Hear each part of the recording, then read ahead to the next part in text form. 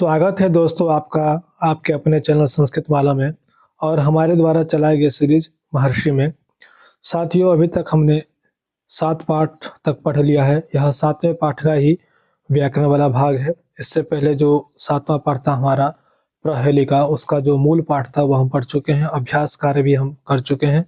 आप लोग प्लेलिस्ट में जाकर वह सब वीडियो देख सकते हैं। आज हम व्याकरण वाले भाग को पढ़ने वाले हैं, तो आइए शुरू करते हैं। आज का जो टॉपिक है उपसर्गाः। विद्यार्थियों देखिए, आज हम उपसर्ग के बारे में पढ़ने वाले हैं, तो आइए शुरू करते हैं। यहाँ जो नीचे कुछ वाक्य लिखे हुए आपको दिखाई दे रहे होंगे, इस वाक्य को आप पहले पढ़िए। जो क स्तंभ है और ख स्तंभ है, इसको मैं पढ़ता हूँ, आप ध्यान से सुनिएगा। आपको जहाँ परिवर्तन दिखाई दे उस परिवर्तन को समझने का प्रयास कीजिएगा। जैसे दिया गया है बालकः गच्छति और इधर दिया है बालकः आगच्छति। वृक्षात् पत्रं पतति, खगः गगने उत्पतति। पुत्रः कार्यं करोति, पुत्रः जनकम् अनुकरोति। चौरः धनं हरति, नृपः वाटिकायां विहरति। पुत्रः जनकं नमति, पुत्रः अम्बां प्रणमति। अब यहाँ देख रहे होंगे कुछ परिवर्तन आपको दिखाई दे रहा होगा। जैसे कि यहाँ भी दे दिया गया है, पढ़ ही लेते हैं इसको कि उपरि ख स्तंभे लिखितेषु वाक्येषु क्रियापदानाम अर्थः क स्तंभात् भिन्नः अस्ति। फिर है कारणम ख स्तंभस्य क्रियापदानि आ, उत, अनु, वि, प्र उपसर्गे युक्तानि सन्ति। अब देखेंगे यहाँ पे जो हमने अभी तक जो क्रियाएं जो धातु पढ़ी थी, यहाँ पे देखिए गच्छति, पतति, करोति, हरति, नमति। और ठीक इसके विपरीत यहाँ देखिए सामने में कि आगच्छति, उत्पतति, अनुकरोति, विहरति, प्रणमति। आप देखेंगे रूप एक जैसा है, लेकिन इसके आगे कुछ नया कुछ आपको दिखाई दे रहा होगा। ये देखिएगा कि पहले पढ़े थे हम लोग गच्छति, लेकिन इसके आगे में अब आ जुड़ गया है, तो क्या हो गया यह आगच्छति। ठीक है, हमने पतति के बारे में पढ़ा था लट लकार के लकार में, और यहाँ पे देखिएगा आपकी अब उत जुड़ गया है, उत्पतति हो गया है यह। ठीक है, करोति के बारे में भी हमने पढ़ा था, लेकिन यहाँ पे अब अनु जुड़ गया है, तो क्या हो गया है अनुकरोति। ठीक है, सही है। हरति, अब वी जुड़ गया तो क्या हो गया विहरति। पहले था नमति, तो यहाँ अब प्र जुड़ गया है तो क्या हो गया है प्रणमति। यह परिवर्तन क्यों हो रहा है, इसी को तो उपसर्ग कहा गया है। अब देखिए, अब यह उपसर्ग क्या होता है इसके बारे में आप विस्तार पूर्वक पढ़ेंगे। जैसे देखिए, एक दिया गया है ध्यातव्य उपसर्गस्य प्रयोगः धातुः शब्दात् वा पूर्वं भवति। उपसर्गयुक्त पदानां कुत्रचित् अर्थः भिन्नः कुत्रचित् समानः भवति। अब यहाँ जो आप देखेंगे अभी जो उपसर्ग हम पढ़ने वाले हैं, जब उपसर्ग जुड़ जाता है तो कई बार अर्थ में परिवर्तन आ जाता है और कई बार नहीं भी आता है। अब उपसर्ग कहाँ जुड़ेगा आप यह जान लीजिए पहले। जैसे एक शब्द है या एक धातु ही ले लेते हैं, गच्छ धातु, और इसका रूप क्या बनता है गच्छति। ठीक है, ये क्या बनता है गच्छति। अब एक उपसर्ग लगाते हैं हम, आ उपसर्ग है। ठीक है, और भी उपसर्ग है, ये जरूरी नहीं है कि गच्छति के साथ आ ही लगे, और भी उपसर्ग है, आप आगे पढ़ेंगे। अभी मैं समझाने के लिए आपको बोल रहा हूँ। यहाँ देखिएगा आप कि यह गच्छति क्या है धातु है, ठीक, और आ क्या है उपसर्ग है। ठीक, आप यह जान लीजिए जब भी हम उपसर्ग का प्रयोग करेंगे तो धातु से पहले लगेगा ये। ठीक है, धातु से पहले ही उपसर्ग रहेगा। धातु आप बदलते जाइए और उपसर्ग भी बदल के अपना रूप बनाते जाइए। अब पहले जो रूप चलता था गच्छति ही गच्छतः गच्छन्ति, लेकिन अब आ उपसर्ग लग जाने के कारण रूप कैसे चलेगा आगच्छति आगच्छतः आगच्छन्ति। पहले जिस गच्छति का अर्थ था जाता है, अब उपसर्ग लगने से उसका अर्थ परिवर्तन हो जाएगा, और जिसका अर्थ हो जाएगा आगच्छति और अर्थ होगा आता है। तो आपने देखा कैसे उपसर्ग के कारण उस धातु का अर्थ परिवर्तन हो गया। ठीक है, पहले था गच्छति अर्थात जाता है, जब आ उपसर्ग जुड़ गया तो क्या हो जाएगा आता है। ठीक है, ऐसे ही अगर अनु उपसर्ग जुड़ जाए अनुगच्छति तो क्या हो जाएगा पीछे पीछे जाता है, ऐसा अर्थ बदल जाएगा। तो अब आइए इस अर्थों को हम और जानते हैं क्या कि उपसर्ग लगने से कैसे अर्थ परिवर्तन हो जाता है। जैसे अभ्यास देखिए, दिया गया है कि कोष्ठके लिखितानि पदानि योजयित्वा रिक्त स्थानानि पूरयन्तु। अब देखेंगे कि शिष्यः गुरु, ठीक है, शिष्यः गुरुम पहले था नमति जिसका अर्थ होता है नमस्कार करता है, और प्र उपसर्ग जुड़ने से क्या हो जाएगा प्रणमति, ठीक है। इसका जो पूरा शब्द क्या बनेगा प्रणमति, ठीक है, क्या बनेगा प्रणमति, हड़ा हो जाएगा यहाँ पे, ठीक है। फिर से मैं लिख दे रहा हूँ, ये हो जाएगा प्रणमति। इसी से जो बना है प्रणाम, जो बोलते हैं ना प्रणाम, इसी से बना है।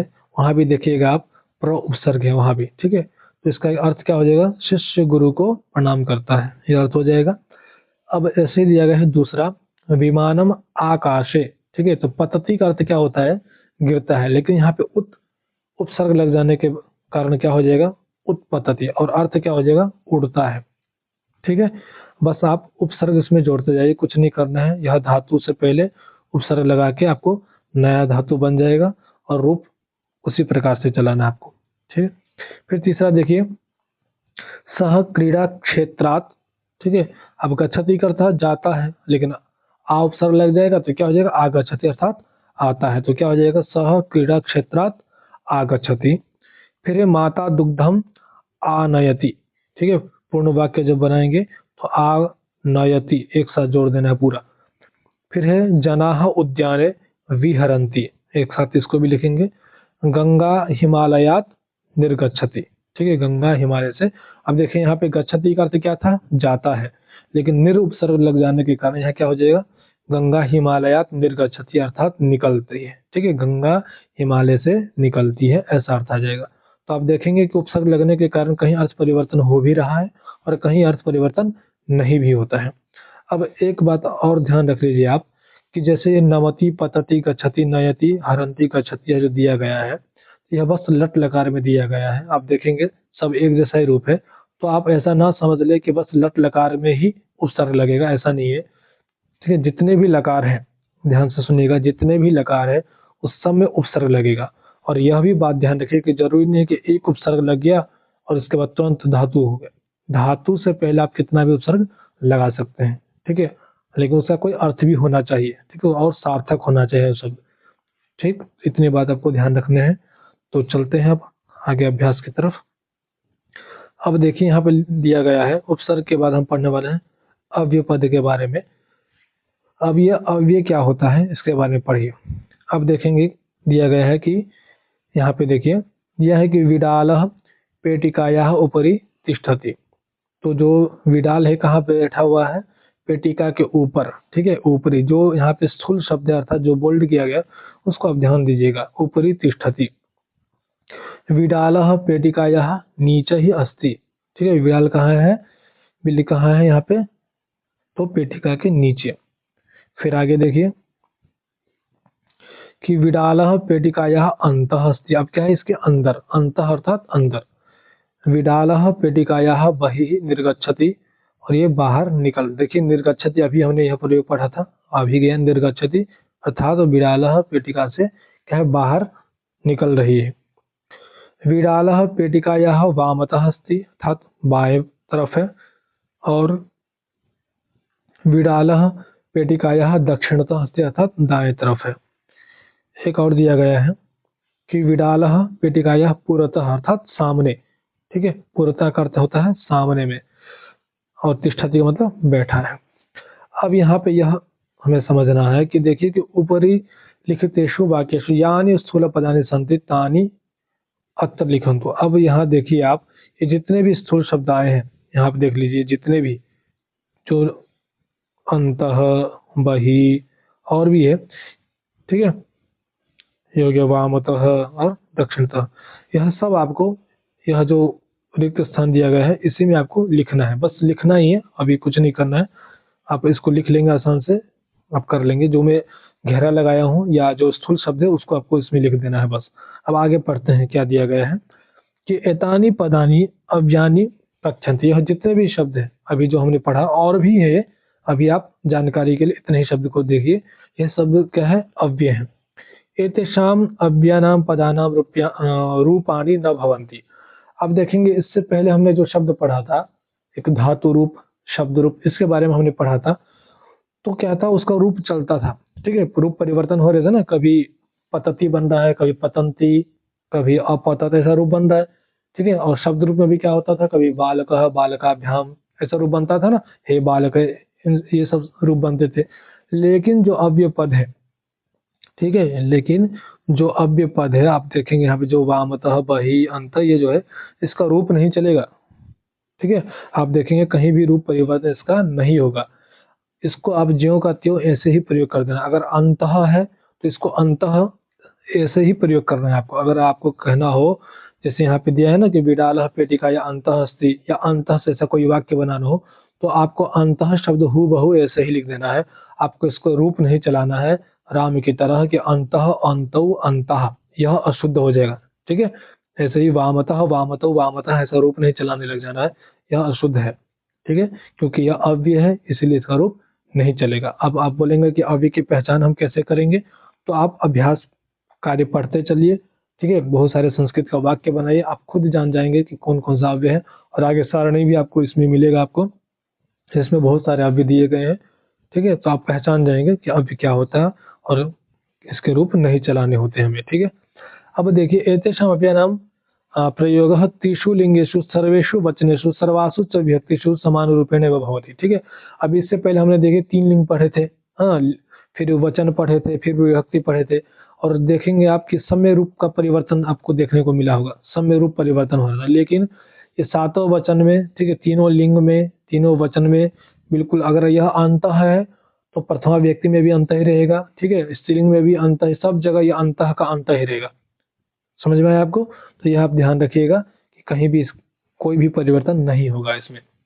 चलिए अब बढ़ते हैं हम अपने अभ्यास की तरफ। जैसे दिया गया है कि इमाम कथाम पठन्तु, इस कथा को पढ़िए। तो आइए पढ़ते हैं कि पुरा एकः काकः आसीत्, ठीक है। यहाँ आप जो बोल्ड हुए जो शब्द है उस पर ध्यान दीजिए, अभी ज्यादा अर्थ पे नहीं ध्यान दीजिए, क्योंकि अगर हम फिर अर्थ पे ध्यान देने लगेंगे तो जो ये बताना चाह रहा है, ठीक है, जो हमें अव्यय के बारे में समझाना चाह रहा है, वो नहीं जान पाएंगे आप। तो आप पहले जो बोल्ड वाले जितने शब्द है उस पर ध्यान रखिएगा, लेकिन अर्थ सुनते चलिए। पूरा एकः काकः आसीत्, पहले एक, ठीक है, काकः अर्थात कौवा, आसीत् अर्थात था। एकदा सह पिपासया व्याकुल अभवत, एक बार क्या होता है, वो प्यास से व्याकुल हो जाता है।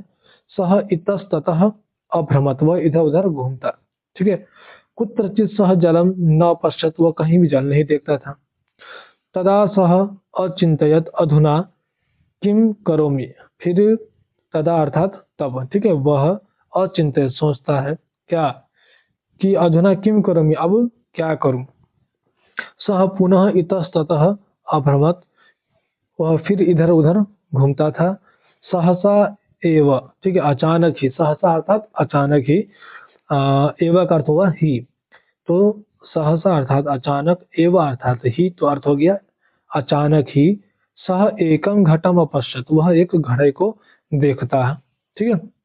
फिर है घटे किंचित एव जलम आसित, ठीक है, घड़े में किंचित अर्थात थोड़ा सा ही जल था, ठीक है, आसित अर्थात था। ततः, फिर ततः चिंतयन्ति अर्थात तो वहां से या उसके बाद वह क्या सोचता है, क्या सोचता है कि कथम, कैसे, एतत् जलम ऊपरी आगमिष्यति, यह जो जल है वो कैसे ऊपर आएगा।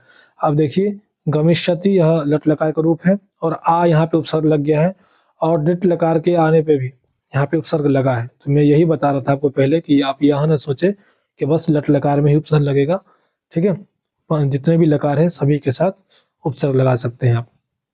तो अब क्या हो जाएगा इसका अर्थ, कि ऊपरी आगमिष्यति अर्थात ऊपर आएगा। सह पुनः विचारयति, वह फिर विचार करता है। एवं विचारयन सह पुरः पुरः गच्छति, ऐसे ही, ठीक है, इस प्रकार विचार करते हुए वह बार बार पुरः पुरः गच्छति अर्थात सामने सामने जाता है। तत्र कंकाणी अपश्यत, ठीक है, कंकाणी अर्थात कंकड़, ठीक है, वह देखता है। सह एक एकम कंकणम घटे अक्षपत, वह एक एक कंकड़ को उठाकर कहाँ फेंकता है, वो घड़े में, ठीक है।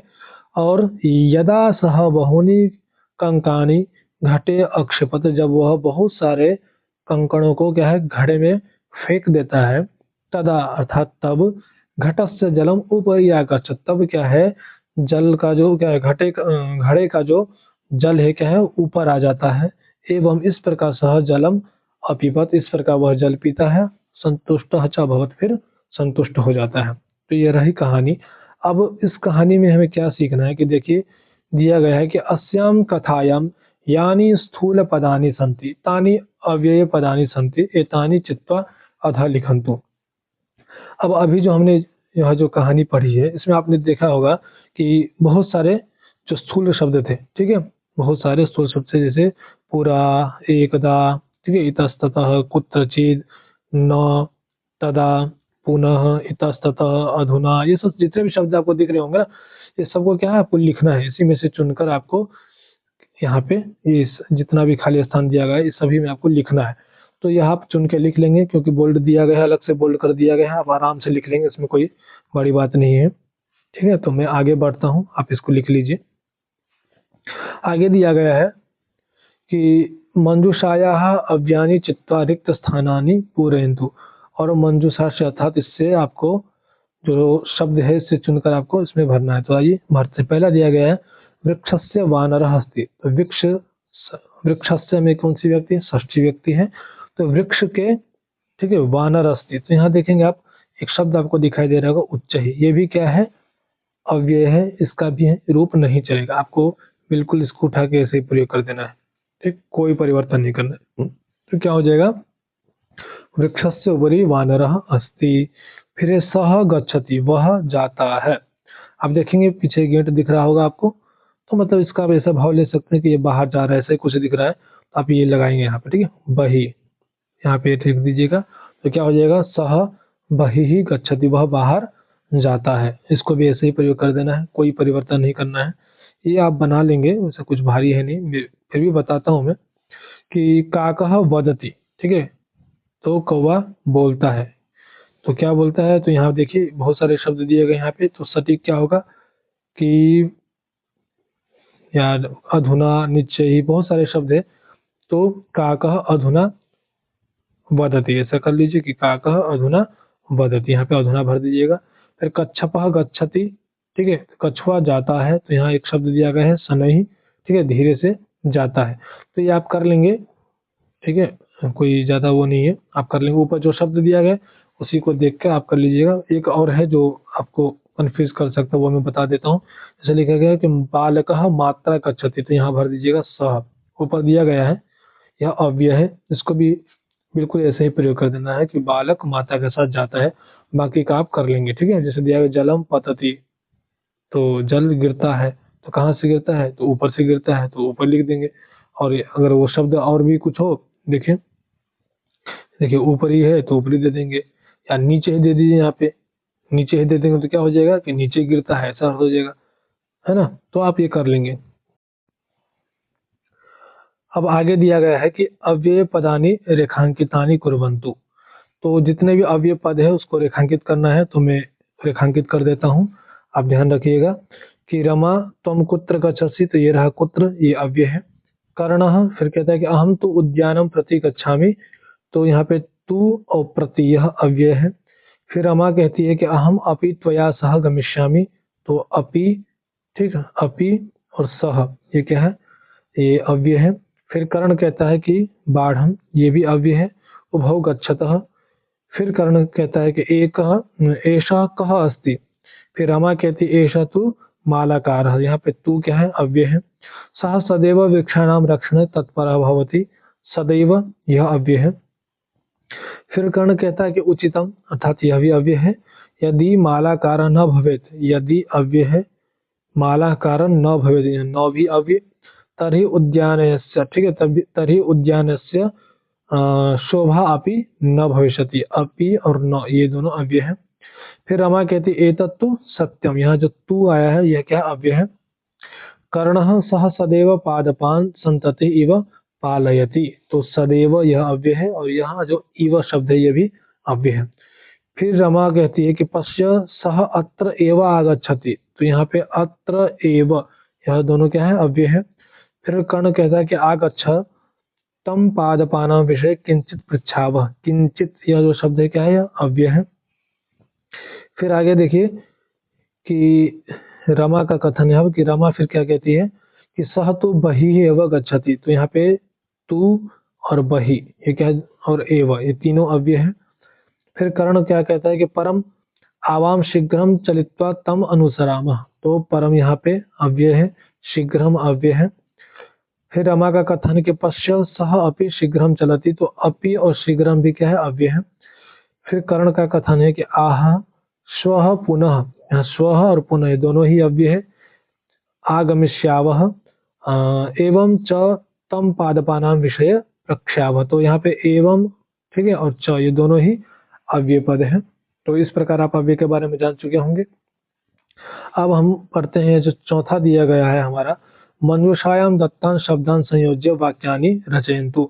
आप यहाँ से वाक्य बनाना है। अब अहम से शुरुआत करना है, ठीक है। वाक्य का जो शुरुआत है वो अहम से होगा। इसमें से आप कोई सा भी पद ले सकते हैं, इधर से भी आप कोई सा भी लेके, इधर से भी कोई सा भी लेके, बस एक वाक्य बनाना है। जैसे एक मैं बना देता हूँ।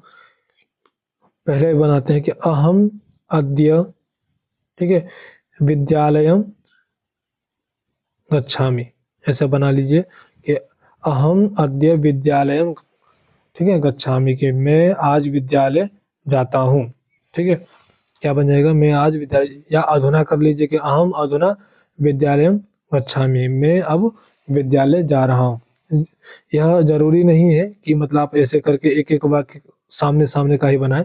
आपको जो भी वाक्य बन पा रहा है आपसे, बस यह ध्यान रखना है शुरुआत हमेशा अहम से होगा। ठीक है, जैसे अहम तत्र, ठीक है, मैं वहाँ, और यहाँ पे जोड़ दीजिए कार्यम, और यहाँ जोड़िए करोमि। ठीक है, तो मैं वहाँ कार्य करता हूँ, ऐसा वाक्य बन गया। ठीक है, तो एक सार्थक वाक्य आपको बनाना है, इन्हीं शब्दों का प्रयोग करके तब बना लीजिए। फिर आगे दिया गया है कि अव्ययम चित्वा रिक्त स्थानानि, ठीक है, पूरे। तो अव्यय को चुनकर हमें रिक्त स्थानों की पूर्ति करनी है। तो ये रहा अव्यय और इसके रिक्त स्थान की पूर्ति अब हम करते हैं कि द्वे मित्रे आस्ताम। ठीक है, यहाँ क्या हो जाएगा कि एकदा, इस प्रकार लिखना है कि एकदा द्वे मित्रे आस्ताम तौ परस्परम। ठीक, यहाँ पे क्या हो जाएगा, परस्परम, यहाँ पे हो जाएगा परस्परम, ये हो जाएगा परस्पर, यहाँ पे लिखना है आपको। फिर है घनिष्ठ आस्तम तयोः मध्ये। ठीक है, उन दोनों के बीच में स्नेह आसित, तयो मध्ये। तो यहाँ पे देखिए क्या हो जाएगा, अतीव, यहाँ पे क्या हो जाएगा, अतीव,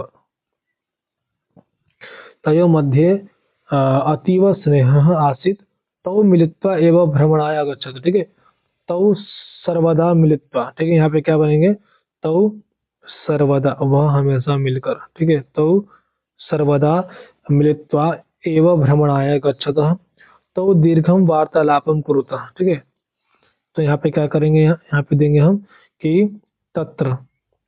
ठीक है, तत्र तौ दीर्घम वार्तालापम कुरुतः। फिर है इत्थम तौ कालम सुखेन यापत। इस प्रकार वो क्या है, अपना समय सुखपूर्वक बिताते थे। तो यह बन जाएगा यहाँ पे था एकदा। ठीक, बिल्कुल आसान था ये।